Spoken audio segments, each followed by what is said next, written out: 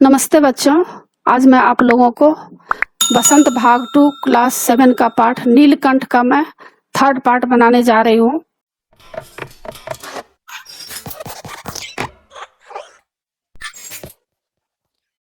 बच्चों, क्लास 7 बसंत के सारे चैप्टर्स का इंपॉर्टेंट क्वेश्चन एंड आंसर का पीडीएफ को डाउनलोड करने के लिए और क्लास 7 बसंत का टेक्स्ट बुक का पीडीएफ फाइल को डाउनलोड करने के लिए आप इस वीडियो के डिस्क्रिप्शन में दिए गए प्रोसेस को फॉलो करके आसानी से पीडीएफ फाइल डाउनलोड कर सकते हैं। अगर आपके पास टेक्स्ट बुक और इम्पोर्टेंट नोट्स नहीं है तो आप इस पीडीएफ फाइल को डाउनलोड करके आसानी से पढ़ाई कर सकते हैं और अच्छा मार्क्स ला सकते हैं। यह तीसरा पार्ट है। पार्ट 1 और पार्ट 2 देखने के लिए आप ऊपर दिए गए आई बटन पर क्लिक करके देख सकते हैं या नीचे दिए गए डिस्क्रिप्शन बॉक्स में भी देख सकते हैं या प्लेलिस्ट में जाकर देख सकते हैं। और बच्चों, आप जो भी चैप्टर पढ़ना चाहते हैं उस चैप्टर का नाम लिखकर उसके आगे मेरे चैनल का नाम लिखिए देवज नागरी, DEVZ स्पेस देकर NAGRI और यूट्यूब पर सर्च कीजिए, आपको वह चैप्टर आसानी से मिल जाएगा। और बच्चों, आपके क्लास 7 का मैं बहुत सारा चैप्टर पढ़ा चुकी हूँ।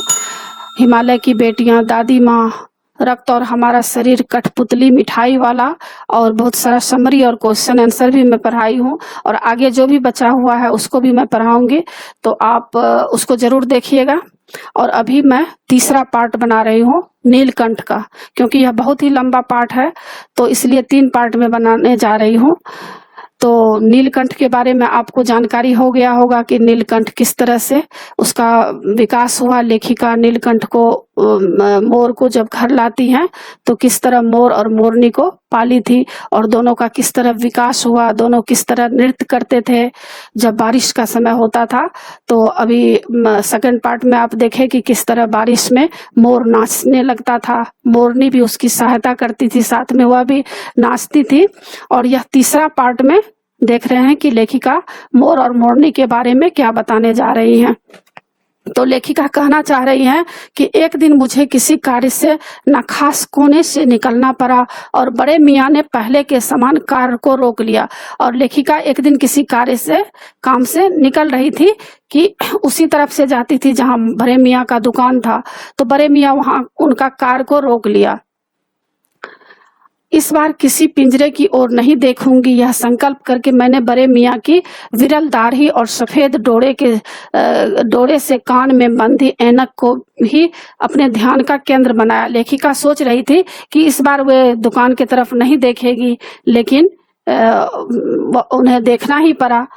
और वह सोचती जा रही थी कि बड़े मियाँ की जो बिरल दाढ़ी मतलब हल्की दाढ़ी और सफेद डोरे से कान में बंधी ऐनक मतलब धागे से जो अपने ऐनक को बांधे रहता था, ऐनक मतलब चश्मा को बांधे रहता था, यह सब उसके बारे में सोच रही हैं कि बड़े मियाँ को के तरफ नहीं देखेंगे।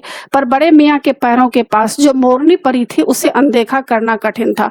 लेकिन जैसे ही कार से जा रही थी तो देखी कि बड़े मियाँ के पैरों के पास एक मोरनी पड़ी हुई थी, उसे अनदेखा करना कठिन था। अब लेखिका क्योंकि पशु पक्षी सब दिन पाली थी, उनको पशु पक्षी से बहुत ही लगाव था, लेकिन वे चाह रही थी कि नहीं देखें, लेकिन फिर भी अनदेखा नहीं कर सकी। मोरनी राधा के समान ही थी। उसके मूंज से बंधे दोनों पंजों की उंगलियां टूटकर इस प्रकार एकत्रित हो गई कि वह खड़ा ही नहीं हो पाती थी। लेकिन मोरनी के समान मोरनी जो है राधा के समान ही थी, लेकिन मूंज मतलब रस्सी से दोनों पैर उनके बंधे हुए थे और उनका पैर टूट गया था, तो वह ठीक से खड़ी नहीं हो पा रही थी। बड़े मियाँ की भाषण मेल फिर दौड़ने लगी। देखिए गुरुजी, कमबख्त चिड़ी मार ने बेचारी का क्या हाल किया है। ऐसे कभी चिड़ियां पकड़ी जाती है, आप न आई होती तो मैं उसी के सिर पर इसे पटक देता, पर आपसे भी यह अधमरी मोरनी ले जाने को कैसे कहूँ। अब जिस तरह बड़े मियाँ भाषण देता था, कहीं लेखिका आगे बताई भी है कि वह बोलता था तो बोलते ही जाता था। उसी तरह लेखिका जब वहां पहुंचती है तो बोलने लगा कि देखिए गुरुजी, यह कमबख्त जो चिड़ी मार इसका क्या हाल किया है। ऐसे कभी चिड़ियां पकड़ी जाती है, आप ना आई होती तो मैं उसी के सिर पर पटक देता। यहाँ पर कह रही हैं कि लेखिका को चिड़ी मार बड़े मियाँ कह रहा है चिड़िया वाला कि अगर लेखिका आप नहीं आती तो यह मैं जो चिड़िया है उसी चिड़ी मार को दे देता, पर आपसे भी हमारी मोरनी कैसे ले जाने को कैसे कहूँ। लेकिन वह कह रहा है कि मुझे हिम्मत नहीं हो रहा है कि आपको इस तरह का मोरनी मैं कैसे दूं, क्योंकि यह तो घायल हो चुकी है, अधमरी जैसी हो गई है।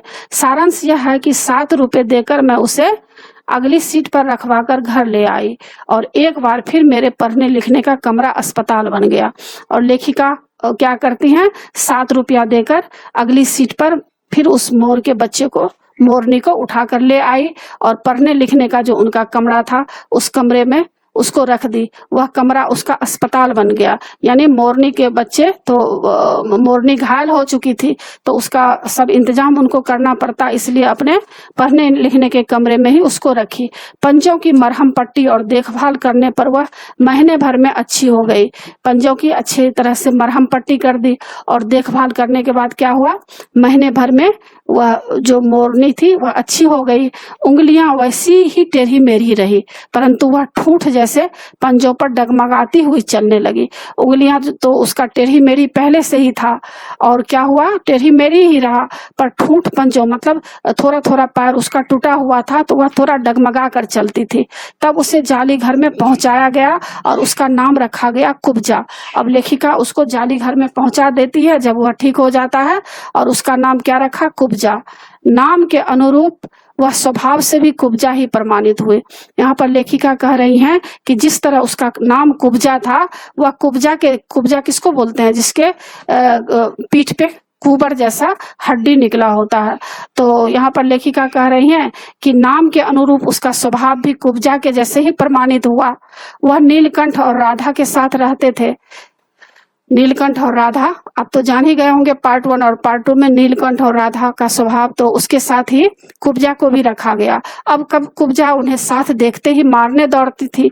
अब कुब्जा यहाँ पर इसलिए रखी नाम क्योंकि आप लोग रामायण जब पढ़े होंगे तो जानते होंगे कि मंथरा एक कुबर औरत थी, उसके पीठ पर कुबर मतलब हड्डी जैसा निकला हुआ था और ठीक से चलती नहीं थी, झुक के चलती थी, उसका नाम कुब्जा था। तो जानते होंगे कि रामायण में कितना बड़ा वह कांड करती है, किस तरह से राम को वनवास भेज देती है, उसको उसकी माता जो थी तो माता को कहकर किस तरह से वनवास भेज देती है। तो इसीलिए इसका भी नाम कुब्जा है और कुब्जा के जैसा ही इसमें रोल भी की है यह मोरनी। तो दोनों को अलग कर देती है, राधा और नीलकंठ को अलग कर देती है। तो जिस तरह रामायण में आप देखें कि कुब्जा किस तरह से घर में परिस्थिति ला दी थी और राम को वनवास जाना पड़ा था, तो उसी तरह इसमें रोल करती हुई कुब्जा दिखाई दे रही है। अब कुब्जा उन्हें साथ देखते ही मारने दौड़ती थी। जब नीलकंठ और राधा साथ साथ रहते थे तो कुब्जा साथ देखना नहीं चाहती थी, दोनों के बीच में दरार पैदा करने लगी, दोनों को अलग करना चाहती थी। चोंच से मार मार कर उसने राधा की कलगी नोच डाली, पंख नोच डाले। कठिनाइयां यह थी कि नीलकंठ उससे दूर भागता था और वह उसके साथ रहना चाहती थी। नीलकंठ उसको पसंद नहीं करता था, नीलकंठ उससे दूर भागता था कुब्जा से, क्योंकि राधा उसके लिए प्रिय थी। पर वह कुब्जा चाहती नहीं थी कि राधा इसके साथ रहे, वह चाहती थी कि नीलकंठ के साथ मैं रहूं। न किसी जीव जंतु से उसकी मित्रता थी, न किसी को नीलकंठ के समीप आने देना चाहती थी। और उस चिड़िया जाली घर में जितने भी जीव जंतु थे किसी से उसकी दोस्ती नहीं थी, सबसे वह लड़ती झगड़ती रहती थी। और नीलकंठ को भी नीलकंठ के सामने किसी को आने भी देना नहीं चाहती थी। उसी बीच राधा ने 2 अंडे दिए जिसको वह पंखों में छिपाए बैठी रहती थी। पता चलते ही कुब्जा ने चोंच मार कर राधा को ढकेल दिया और फिर अंडे फोड़कर ठूंठ जैसे पैरों से सब और छितरा दिए। और राधा जो 2 अंडे दी हुई थी जिसको पंख में छिपा कर बैठी रहती थी, तो कुब्जा क्या की, उस राधा को पैर से मार मार कर धक्का दे दी और दोनों अंडे को फोड़कर अपने पैरों से चारों तरफ छितरा दी। इस कलह कोलाहल से और उससे भी अधिक राधा की दूरी से बेचारे नीलकंठ की प्रसन्नता का अंत हो गया।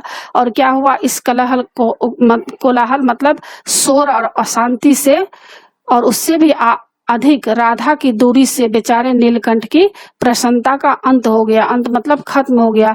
जो नीलकंठ इतना खुशी से रहता था, क्या हुआ, सारी खुशी उसकी समाप्त हो गई। कई बार वह जाली के घर से निकल जाता था, भाग जाता था। एक बार कई दिन भूखा प्यासा आम की शाखाओं में छिपा बैठा रहा, जहां से बहुत पुचकारने पर मैंने उतारा। लेखिका कह रही हैं कि एक बार वो क्या किया, जाली घर से भाग गया और कई दिन तक वह खाया पिया नहीं और आम के शाखा में जाकर बैठा रहा। लेखिका बहुत उसको पुचकार कर, जैसे बच्चे को प्यार किया जाता है इस तरह से पुचकार कर उसको उतारी।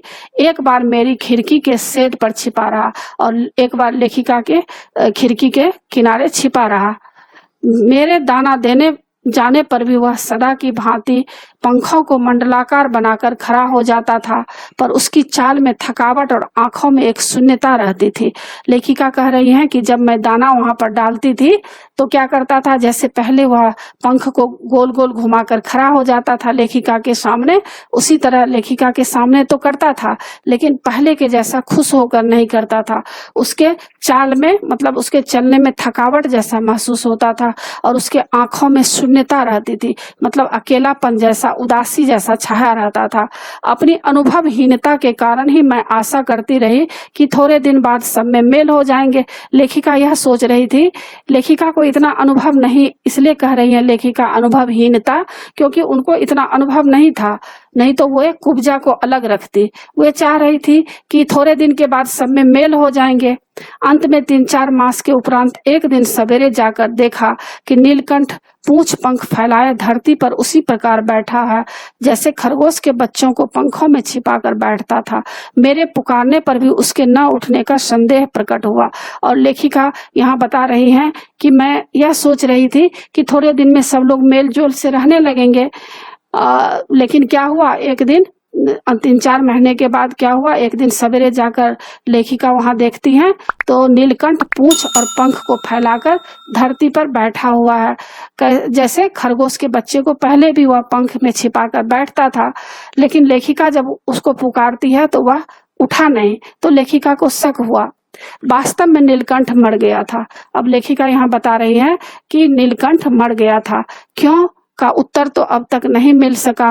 न उसे कोई बीमारी हुई, न उसके रंग बिरंगे फूलों के अस्तबक जैसे शरीर पर किसी चोट का चिन्ह मिला। लेखिका यहाँ कह रही है कि क्यों का उत्तर अब तक नहीं मिल सका, वह क्यों मर गया इसका उत्तर उनके पास नहीं था, क्योंकि उसको कोई बीमारी भी नहीं हुआ था और न उसके रंग बिरंगे फूलों के अस्तबक मतलब गुलदस्ते जैसे शरीर पर, उसके इतने अच्छे सुंदर शरीर थे, उस पर कोई चोट भी नहीं था, कोई चिन्ह भी नहीं था, कोई निशान भी नहीं था। मैं अपने शॉल में लपेटकर उसे संगम ले गई और लेखिका जान गई कि अब मोर खत्म हो चुका है, मर चुका है, तो वे क्या करती हैं, अपने शॉल में लपेटकर संगम, गंगा यमुना और सरस्वती जहाँ पर मिलता है उसको संगम बोला जाता है, तो वहां पर ले जाती हैं। और जब गंगा के बीच धार में उसे प्रवाहित किया गया तब उसके पंखों की चंद्रिकाओं से बिंबित प्रतिबिंबित होकर गंगा का चौड़ा पाट एक विशाल मयूर के समान तरंगित हो उठा। और लेखिका जब संगम में ले जाती हैं वहां पर प्रवाहित, गंगा में प्रवाहित करने के लिए, तो जब वहां पर प्रवाहित की तो मोर का पंख जैसे पहले फैल जाता था उसी तरह गोल गोल आकृति में पंख फैल गया और उसमें से बिंब प्रतिबिंबित होकर, मतलब उसमें से बहुत तरह के लाइट जैसे निकल रहे थे और गंगा का चौड़ा पाट मतलब किनारा एक विशाल मयूर के समान तरंगित हो उठा। और जहाँ पर गंगा का किनारा था वहां पर ऐसा लग रहा था कि वहां मोर सोया हुआ है, विशाल मयूर के समान, तरंग के समान वहां दिखाई देने लगा। नीलकंठ के न रहने पर राधा तो निश्चेष्ट सी कई दिन कोने में बैठी रही और नीलकंठ जब खत्म हो गया तो राधा उदास सी कई दिन तक एक कोने में बैठी रही। कई बार भाग कर लौट आया था, अतः वह प्रतीक्षा के भाव से द्वार पर दृष्टि लगाए रहती थी। कई बार क्या होता था, मोर बाहर जाता था तो आ जाता था, तो राधा को लग रहा था कि आज न कल, हो सकता है घंटे 2 घंटे में मोर यहाँ वापस आ जाएगा, क्योंकि वह भी नहीं समझ पा रही थी कि मोर अब सदा के लिए यहाँ से जीवन लीला समाप्त कर चुका है। पर कुब्जा ने कोलाहल के साथ खोज ढूंढ आरंभ की। अब कुब्जा को नीलकंठ के साथ प्रेम था। अब वह कुब्जा क्या की, अब मतलब शोर मचा मचा कर इधर उधर नीलकंठ को खोजने लगी। खोज के क्रम में वह प्रायः जाली का दरवाजा खुलते ही बाहर निकल आती थी और आम, अशोक, कचनार आदि की शाखाओं में नीलकंठ को ढूंढती रहती थी। और वह क्या करती थी, कुब्जा आम, अशोक, कचनार आदि की शाखाओं में नीलकंठ को ढूंढती रहती थी। एक दिन आम से उतरी ही थी कि कजली अल्सेशियन कुत्ती सामने पड़ गई। और एक दिन क्या हुआ, ढूंढने के लिए जैसे ही नीलकंठ को कुब्जा निकली कि वहां पर एक कुत्ती थी, जो अल्सेशियन जाति की एक कुत्ती होती है जिसका नाम लेखिका कजली रखी हुई थी। वह कजली वहां सामने आ गई। स्वभाव के अनुसार उसने कजली पर चोंच से प्रहार किया, क्योंकि कुब्जा किसी को भी मारती थी, तो कजली पर भी वह चोंच से जैसे ही प्रहार किया, परिणामतः कजली के 2 दांत उसकी गर्दन पर लग गए। अब वह क्या किया, जो कजली कुत्ती जो थी उसको 2 दांत गड़ा दी उसके गर्दन पर, मतलब 2 दांत से उसे घायल कर दिया। इस बार उसका कलह कोलाहल और द्वेष प्रेम भरा जीवन बचाया ना जा सका, और उसके मन में जो हमेशा कलह रहता था, गुस्सा, कलह कोलाहल करती रहती थी, ईर्ष्या रहता था सबसे, वह सब खत्म हो गया। परंतु इन 3 पक्षियों ने मुझे पक्षी प्रकृति की विभिन्नता का जो परिचय दिया है वह मेरे लिए विशेष महत्व रखता है। लेखिका यहाँ कह रही है कि सबका यहाँ पर स्वभाव के बारे में आपको बता ही दी है, मोर, मोरनी और यह कुब्जा जो मोरनी आई थी। तो लेखिका कह रही है कि ये 3 पक्षी मुझे पक्षी प्रकृति की विभिन्नता का जो परिचय दिया है। लेखिका को समझ में आ गया कि पक्षी की भी क्या प्रकृति होती है, उसका क्या स्वभाव होता है। इस स्वभाव से लेखिका परिचित हो जाती है, वह मेरे लिए विशेष महत्व रखता है। लेखिका कह रही है कि मुझे यह समझ में आ गया कि पक्षी के अंदर भी प्रेम होता है, पक्षी के अंदर भी ईर्ष्या होती है, और वह भी सब भावनाओं को समझता है। यह सब भावना लेखिका को समझ में आ गया। राधा अब प्रतीक्षा में ही दुकेली है। अब राधा जो है हमेशा प्रतीक्षा में रहती है, इंतजार में रहती है। आषाढ़ में जब आकाश मेघाच्छन्न हो जाता है तब वह कभी ऊंचे झूले पर और कभी अशोक की डाल पर अपनी केका को तीव्रतर करके नीलकंठ को बुलाती है। और आषाढ़ के मास में क्या होता है, आषाढ़ में बादल से मेघ जो है, चारों तरफ मेघ छा जाता है, बादल छा जाते हैं, तो वह क्या करती है, ऊंचे झूले पर और कभी अशोक की डाल पर अपनी केका मतलब अपने स्वर को तेज करके नीलकंठ को बुलाती रहती है। तो बच्चों, आशा है आप लोगों को पाठ समझ में आ गया होगा। और बच्चों, आप मेरे चैनल देवनागरी को जरूर सब्सक्राइब कीजिएगा। सब्सक्राइब के बगल में जो बेल आइकन बटन है उसे क्लिक कीजिएगा, लाइक कीजिएगा और शेयर कीजिएगा। कमेंट्स जरूर कीजिएगा कि आपको यह पाठ कैसा लगा। नए पाठ के साथ फिर मैं मिलूंगी बच्चों। धन्यवाद।